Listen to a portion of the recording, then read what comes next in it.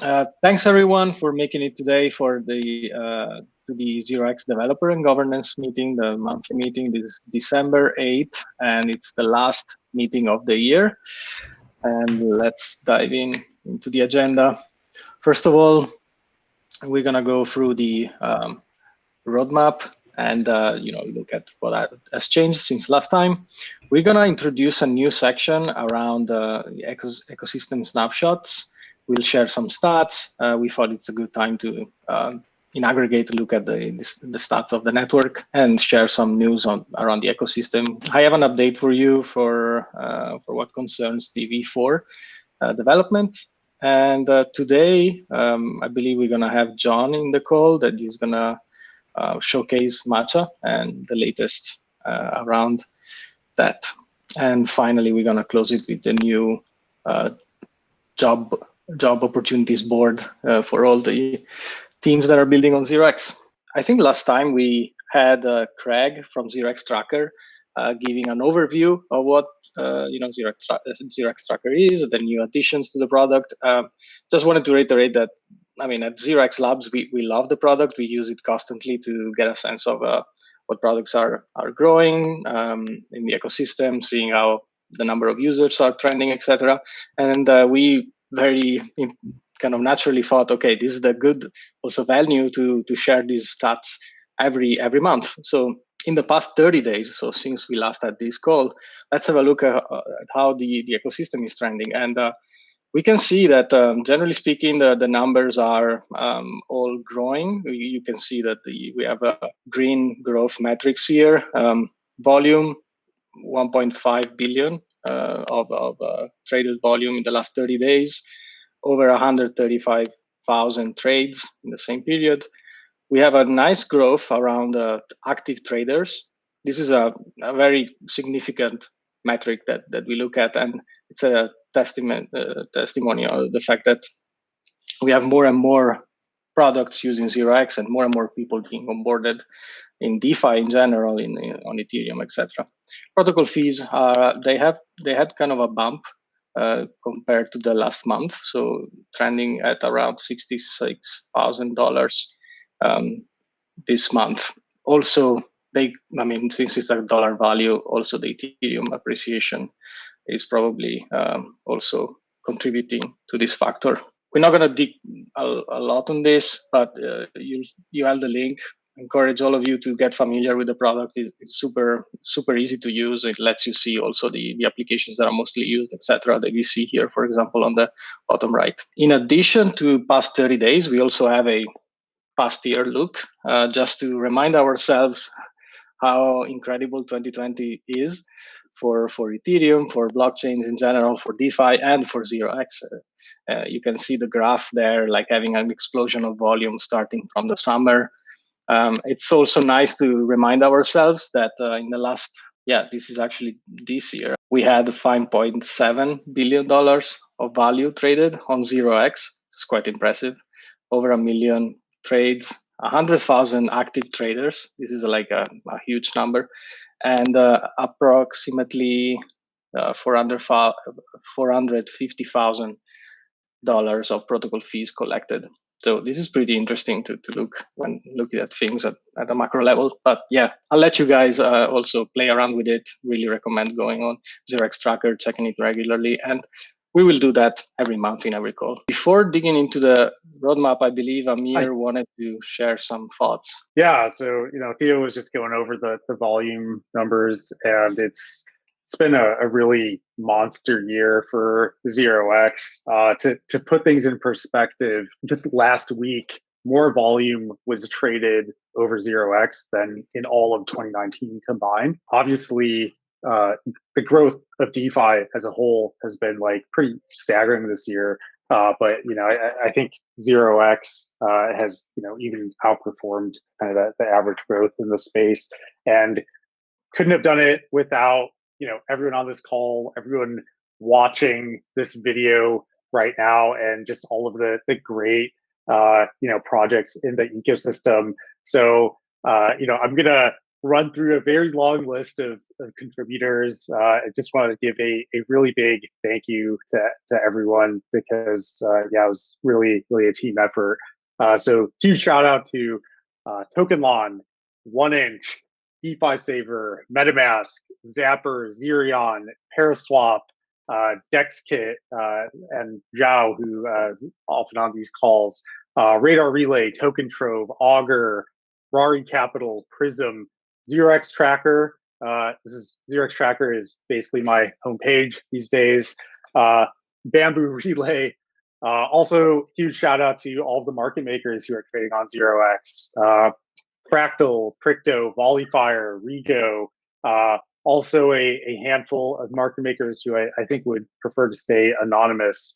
And then huge shout out to all of our active community members on Discord and our forums and Twitter and Reddit. To name a few, and I apologize if I butcher anyone's username, Nikita, Rakim, Son of Pegasus, Deutschesicle, Link, Crypto Hydrate, and I am Manua. Yeah, apologies if I missed anyone, but again, just really thank everyone for being actively involved in the community. Oh, and last but not least, shout out to all the liquidity sources who are integrated to ZRX API because we have had to have high touch communication with a lot of these teams to kind of facilitate the integrations. There are probably too many to name on this call, but you get a shout out also. Yeah, thanks, Amir. I'm just, I couldn't help thinking about what this call is going to be like in a year time. So hopefully we're going to have an even more explosive growth in 2021, and hopefully we will have the same names that we have mentioned just now, and all of you guys, we are going to be like very successful in whatever you're doing with ZRX. So here's the wish for next year. All right, let's get to our roadmap. As we did last time, we are kind of dividing these two slides from ideation and research and what is actually in development. This first slide is about ideas that are being floated around in the forum. So just wanted to flag that we have two new ideas being shared there, interesting discussions around the ZRX cross-chain scaling possibilities. Crypto Hydrate proposed that topic, so go there and check it out. Also, I personally introduced another one. It's more of a temperature check with the community around the possibility of creating a treasury that is community owned. I'm very curious to know personally on that topic what you guys think and how you would go about using this treasury. So please go to the forum, share your thoughts. It's important that we have an open discussion, and we'll definitely make sure that we are very involved in replying and having a conversation with you. For what concerns what's in active development, as always, check the flashy green parts of the table to see what has changed since last time. The bulk of the team's effort right now is actually on the very first row, which is about exchange before. So basically, last time we shared the specifications. Now they are complete. We started testing, and actually, right now it's pretty much code completed. We have gathered your feedback on the forum and the feedback from all the other integrators. It's currently in audits, and we are planning right now, based on what the audits results are going to be, to schedule a vote starting on the 16th of January until the 23rd of January. So subject to the results, we are planning to launch Exchange V4 towards the end of January. So this is quite exciting. I'm going to spend some time talking about it later. Other couple of updates: ZRX API as crypto.com as a new liquidity source. There's another one in development, Cofix. So this is coming. So I believe the number is not even 16, it's probably higher at this point. I'll update it next time. A couple of other updates around Mesh. Since protocol is upgrading, Mesh itself will be able to basically support V3 and V4 liquidity. So this is something that we are actively working on. Then the other star is around the last row. It's about a Gitcoin bounty that we introduced last time. If you recall, we opened it up for applications. We have assigned it to SHAD-K. So the work has started there. Next slides are about V4. So Mason 4 is in full swing, meaning that we pretty much completed the code on the protocol level. So now it's about updating the other part of the stack. So ZRX API, Mesh, as I mentioned earlier, start thinking about our RFQ providers can tune in, utilizing the new order formats that we showed last time. We started the audit. And if you really want to dig deeper on this, the specifications that we showcased last time now can be considered completed. They are really, really good. I think we made a good progress since V3. They're really easy to digest, I personally think. And they really explain what has been introduced and how the new architecture works. So I hope you'll find it useful. And as part of this process, we also need to set up staging environments to test the ZRX API, Mesh, etc. What I wanted to update the community on is we shared the specifications in the forum. We have opened a zip for V4. So we opened it yesterday. Please check it out and share your comments there if you have any. And we have the first performance metrics. These are like testnet data, as you'll see from next slides, but they give us an idea of the improvements. And we started the external audit. And finally, just to reiterate, we're planning to have a vote in about a month and 10 days. So 16th of January and 23rd of January. Performance metrics. These again, this is testnet data, might be different, plus minus 10%, but this is very encouraging. So we segmented the scenarios on basically RFQ and limit orders. As you recall from last time, we're going to have two different order types with a direct and aggregated path. These basically determine roughly the gas cost that is going to be present for that specific scenario. What we are seeing is basically pretty much across the board, we have a reduction of the gas costs. What I'm personally very excited about is RFQ direct fill route, which is basically a huge improvement versus what we were able to provide with ZRX API. So it's almost a 3x improvement. And we believe that that's basically a good reason why we're very excited about this protocol. But also in the normal, let's say, vanilla limit order fill, we have interesting improvements versus V3. Another interesting aspect of V4, and this is kind of related to this, why is it that RFQ aggregated in V3 was so costly versus V4? For two reasons, mostly because in V3, we were actually going through different hops, utilizing Exchange Proxy and going to V3. Right now, instead, we're going to have the settlement in Exchange Proxy itself. But also, we decided to remove the protocol fee for RFQ trades.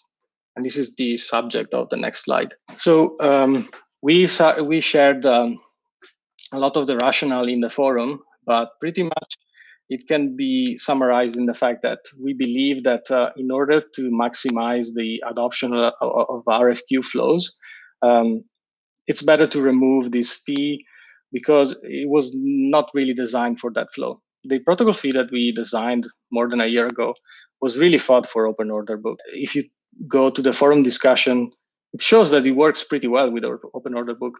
But in the context of RFQ, it doesn't really serve much of a purpose. And it's primarily only extractive to the market makers.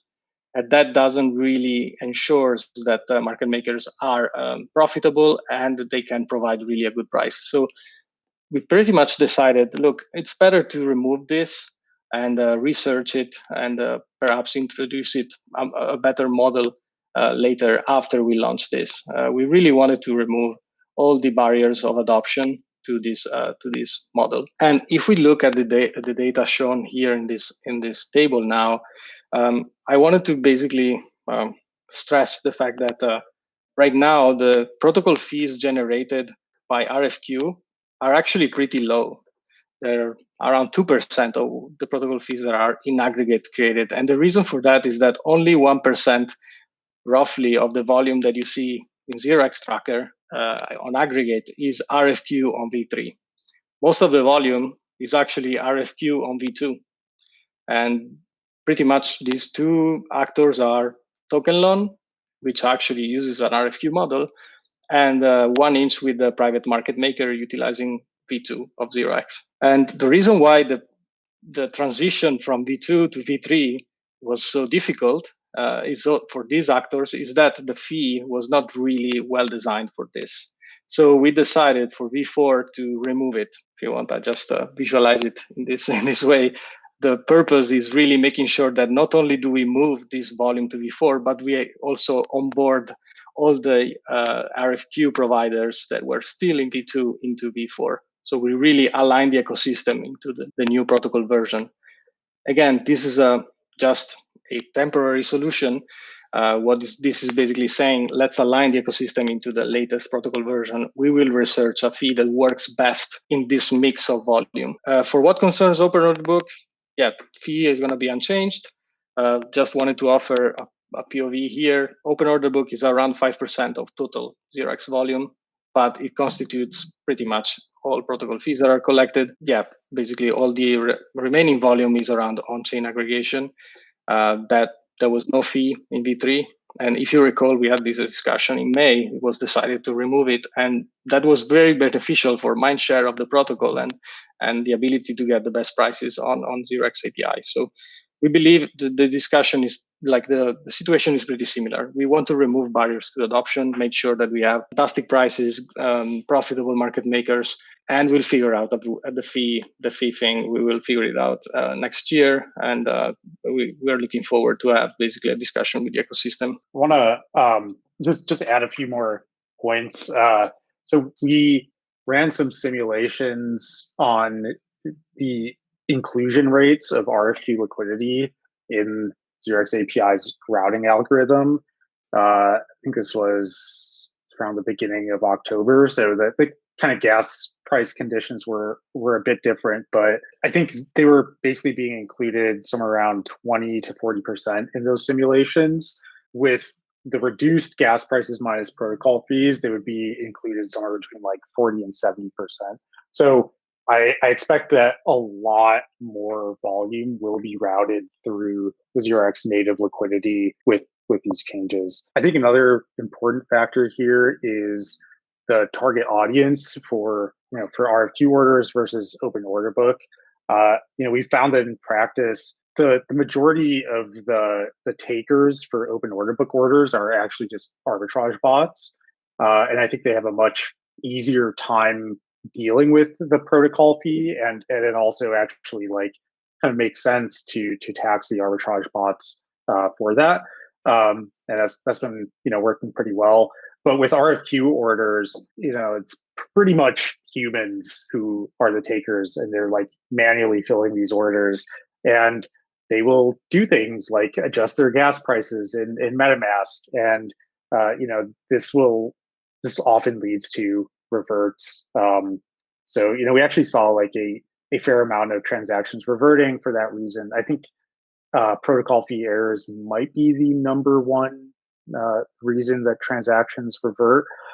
So that'll also help to drive volume through the RFP market makers. That's all for what concerns V4.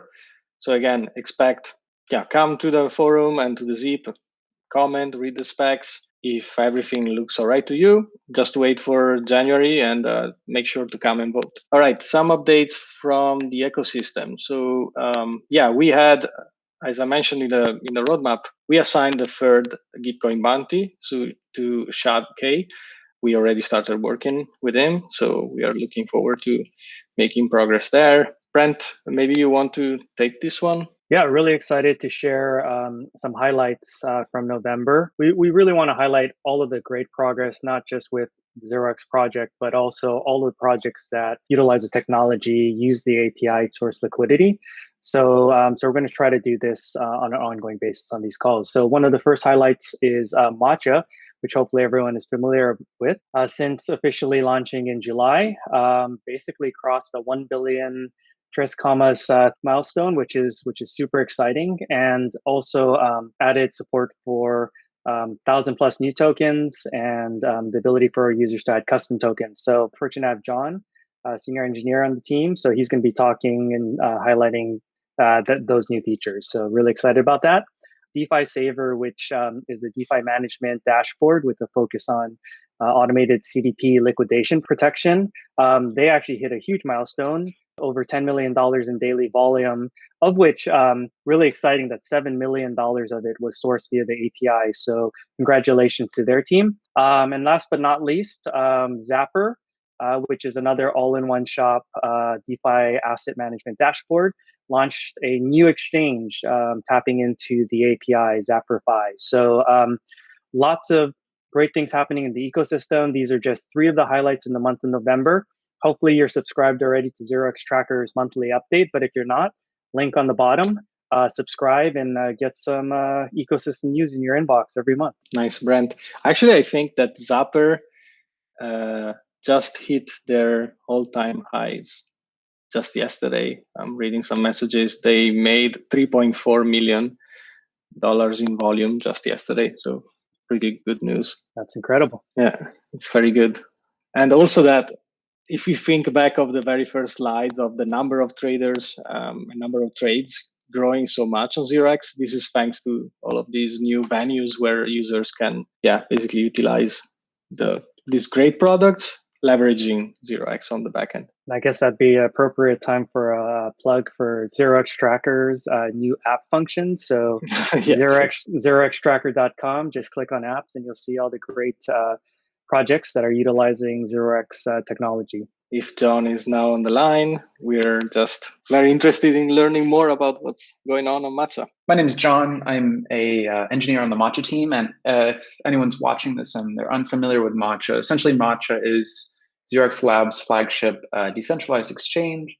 And we kind of showcase what you can do with the ZRX API, as all the trades are facilitated via our ZRX API, which is open source and managed by ZRX Labs and readily available in case you want to integrate with it.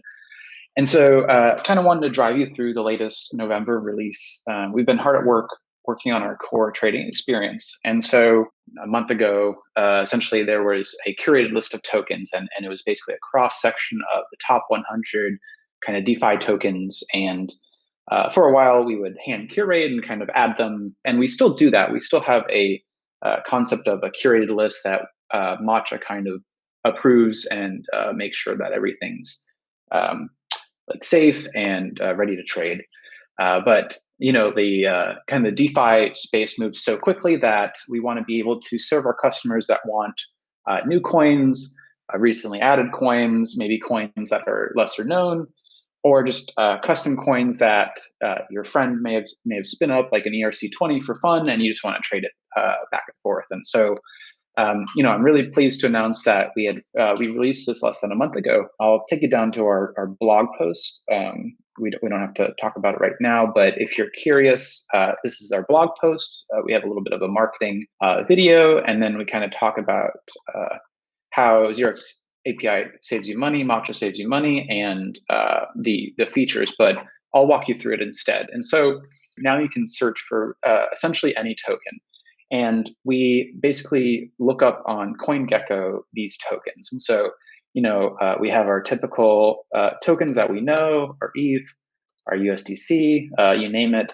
But now we also have various other tokens. So like DPI, for example, we can enter this and go in here and we can check out DPI. And although that's not a Matcha curated token, you are still able to access it, look at it, trade it. You just have to accept a disclaimer. That's really the only thing. And if you want to go and check it and make sure everything's safe, we have our Etherscan links available. So essentially you come over here and click the disclaimer, and then you can pick a token to trade with. And just like all other Matcha curated tokens, the price charts are generally available unless it's a brand new token, and the depth charts are available for custom tokens as well, which is a really killer feature in my opinion. That's something that a lot of other dexes don't offer. And so you can kind of see where the liquidity lies. In this case, DPI is largely available on Uniswap right now. And it doesn't end with just DPI or tokens like that. We can go into here. So if we go back to the homepage, I have CoinGecko's recently added. So like literally hours ago, right? We can kind of look through this list for something with at least a market cap. This ZRX. I've never heard of that, but it's trading a lot and it has a decent market cap. So we can come into here and we can essentially take this token. You can either search by the symbol or the contract address. And so we can go ahead, we'll try something different. We'll paste in the contract address here. And you'll see that ZRX instantly comes up. And so we can go in and see it, and we'll pull all the charts from it, and you can kind of see everything right here dynamically and immediately trade with it. And so, if we want to come over and trade with USDC, and then, kind of check the depth here as well. And you'll see a lot of the liquidity here is seated on Uniswap. And so, we can come over here and we want $10 worth, and sure enough, we can get it, right? So that's super exciting, because before that, we didn't offer this functionality. And so, I was looking at like Badger DAO, for example, is a new hot one. And so that's available. And you can essentially go through the CoinGecko list, and anything you're interested in trading, whether it's a top 100 or recently added, they're all available to you. And so, more options to trade, more experiences to trade, and more optionality. And so just circling back to our curated list, we're still investing in those. And so you can kind of explore Matcha a different way now. And so we can come in here, and we've kind of curated our Matcha curated lists a little bit more organically, and it's a little bit more organized now. And so you can come into here, and we have yield farming. We essentially broke it up into categories, so it's a little bit more perusable. You can kind of have fun with it and sort and filter in different ways. So you can always, grab whatever token you want, but if you want to browse and kind of see what Matcha is curating, you can come into here and hit yield farming, and we have everything available, and you can sort it, however you want, right? Biggest gains, biggest losers, you name it. And so, we hope you find this functionality fun and useful. And it's been a lot of fun building it. And so, our November release was primarily focused around our core trading experience, and we hope you enjoy it. Looking ahead, we have some really cool stuff planned for Q1 and Q2 of next year, as well as some last December releases before the holidays. So super excited to kind of get those out as well, and lots of exciting stuff for Matcha planned for the next year. Yeah, as always, we wanted to give the opportunity to have anyone that is like live right now to share any thoughts that they had, anything that they want to bring. Thank you for again. Today I could be in here on this presentation, so it's always a pleasure being on this presentation. I really like to get in touch with what is happening in ZRX. So basically, my platform basically will use your platform, so I always want to keep up to date. So I only want to ask because one of the platforms that I'm deploying, it will be an NFT, an NFT white label. I saw that you guys don't plan it to add it on V4. So basically, that will be added later, or there is plans to just drop NFTs, or NFTs orders are not suitable to ZRX. I would like to discuss these ideas, because I am in the development stage of doing this wizard based on ZRX orders. So I would like to know your thoughts on this. If ZRX V4 is not suitable for it, or it just it will be added later, or if it's recommended to get back to ZRX V2. What is your thoughts on this? I think that for now, Joao, you should go and use whatever is most useful to you. V4 will not have NFTs in this first release, but as you will see, ZRX V4 is basically upgradable. So that means that pretty much we don't need to wait for a V5 to add a new asset type. We privileged what has the highest product market fit right now. Now, there are multiple paths available. You could build your product on V2. This becomes hugely successful to the point that ZRX Labs wants to basically introduce that into V4, so to have you onboarded on V4. The other path is you finance it or you develop it directly and you bring it up to the open governance. But I think all of these scenarios are based on the fact that we want to make sure you're successful with your product, and you should have everything you need, hopefully, to get started and test your idea. Does this make sense? Yes, and the other ones, it will be the stop limit orders. Mm-hmm. I think it maybe it not gets so much adoption right now. I don't know if that adoption changed if you guys added at Matcha, because right now it's only available at Bamboo Relay. I don't know. You said your reason to not add stop limit is because not get such adoption. Mm-hmm. But if that type of orders was added to Matcha, you think people not use it more, or it's like only a nice to have right now? Because one of the things people keep masking, and that is adding more value, is people are asking for stop limit orders. I don't know if they will use it, but they are asking for it. So that's why I'm asking is if it will not be prioritized, or we can basically then add it later using the Uniswap price feeds or other kind of price feeds that available. I also want to, Amir, I'm not sure if you want to answer also the NFT part. I'll just say we are very, very focused on efficiency for V4, and basically decided to strip out features that are too generalized, right? Like in V3 and V2, you have this very, very general order format that could kind of do everything at once. And, we find a very small subset of users are actually using some of these features. So in V4, there are actually multiple different order types, right? Even in the first version, there's the RFQ orders as well as the regular limit orders. So I think there's definitely potential to introduce new orders down the line. And I think it probably makes sense to just keep all of these things separate rather than trying to generalize them. So that's probably true of both NFTs and stop limit orders. One other thing is that Mesh will be compatible with both V3 and V4 at the same time. So any of these features that you wanted to use in V3, you could still continue to do so pretty easily. That's great. I thought that the mesh will not work with the V4. So if they work with both, it will be great as well. So it will work. Yeah, the same node will be able to.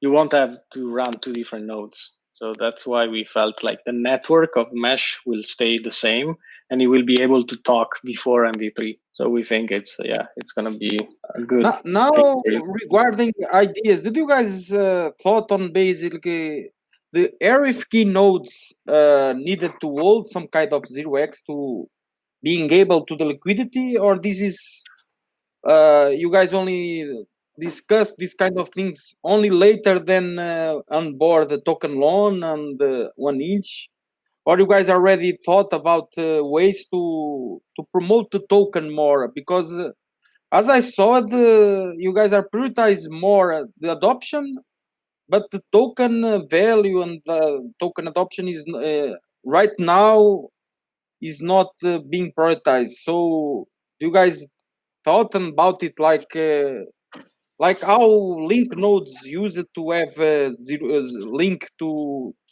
as collateral if two people access 0x API needs to hold the 0x, or this is still too early to talk about?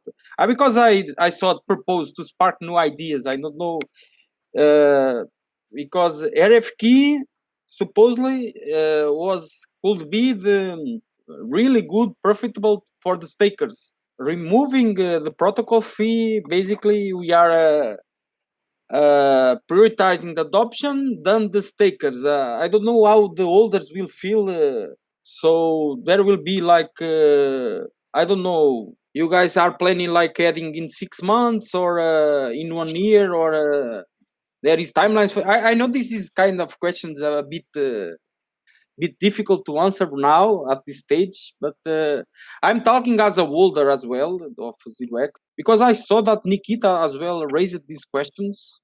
We talked about this a little bit earlier on the call. One really important data point here is that something like 98% of protocol fees today are generated through V3 open order book orders. I wouldn't expect protocol fees to decrease at all. I think if anything, they'll probably slightly increase due to the new gas efficiencies. By not having a protocol fee in RFQ orders, I would expect pretty much everyone who's on V2 right now to migrate. I don't think there's any real reason not to, and I think we'll finally be able to kind of unify everyone on the same version of the protocol, and then it'll become easier to kind of coordinate on decisions like this going forward. Also, like, I think just internally, from a token economics perspective, what we're prioritizing probably in the first half of the next year will be actually moving governance to a binding on-chain system, as well as an ecosystem fund. And I think at that point, it becomes just much easier for the community to kind of work together to think of new fee models and stuff like that would actually make sense for the entire ecosystem. I think one of our learnings is that the current fee model isn't necessarily applicable to every single type of liquidity within ZRX. Like, ZRX is just an extremely flexible protocol, and to charge everything in the same way just doesn't really work well for everyone. There are definitely some hard kind of research questions around this, but hopefully everyone can kind of participate and come up with a new path forward. All right, thank you. Rigo Market Maker is part of a broader Rigo trading portfolio that has grown 20x in 2020. So December we don't count, as markets are quiet, everybody's on holiday or thinking about holidays already. So we basically, it's already been a great year, and that is partly thanks to also the Rigo mining, liquidity mining on ZRX. So very satisfied about that, and actually looking to invest more time next year and scale the market making activities there, as we can definitely do more. We've grown 20x, but our liquidity to ZRX has grown 5x only. So we have plenty of room for providing more liquidity and getting more fees. And on a broader Rigo block update, you might be happy in some way. We're launching staking, which is based on ZRX staking. So it's applied to the Rigo block proof of performance algorithm that we always had as a reward for performance of trading pools. But it leverages the whole ZRX staking stack.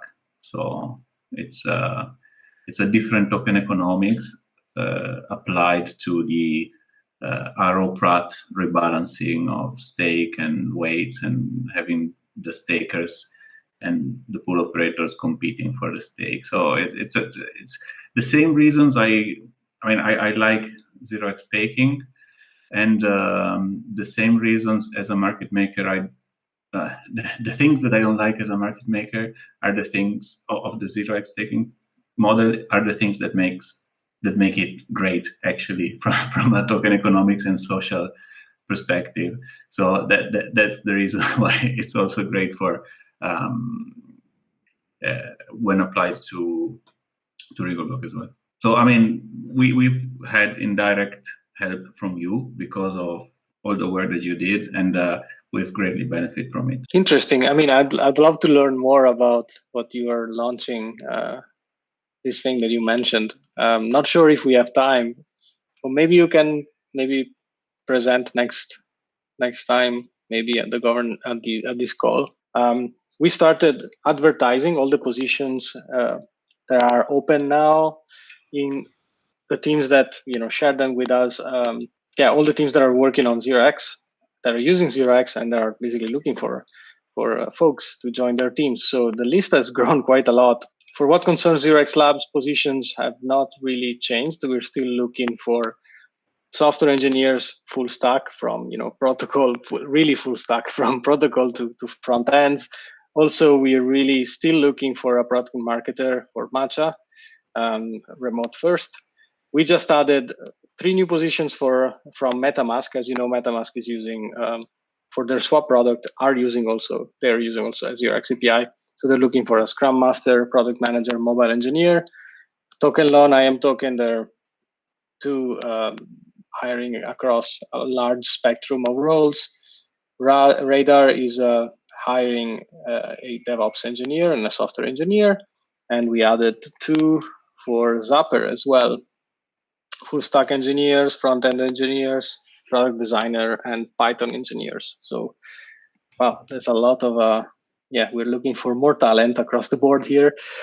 If you're watching this and you're interested in advertising your open roles, reach out to us, and we'll make sure to add it here. And if you know, or are an amazing developer or marketer or product manager, look no further. The ecosystem is booming. This is a reminder. I'm not going to go through this. Just a quick table that gives a pointer on how you can help, depending on who you are and what type of role you want to have in the ecosystem. Here are all the links and instructions for you to have an impact. And with that, I'd say see you next month. To tune in, make sure to bookmark the dates that are in this repo. As mentioned at the very beginning, we might try something different. We'll see if we can make it by next month. What we were thinking of adding to this call a YouTube stream live, in order to have a more engaging conversation live and to get more people on the call. And we'll see you next month. Have a nice end of the year, and thanks again for all of your great work.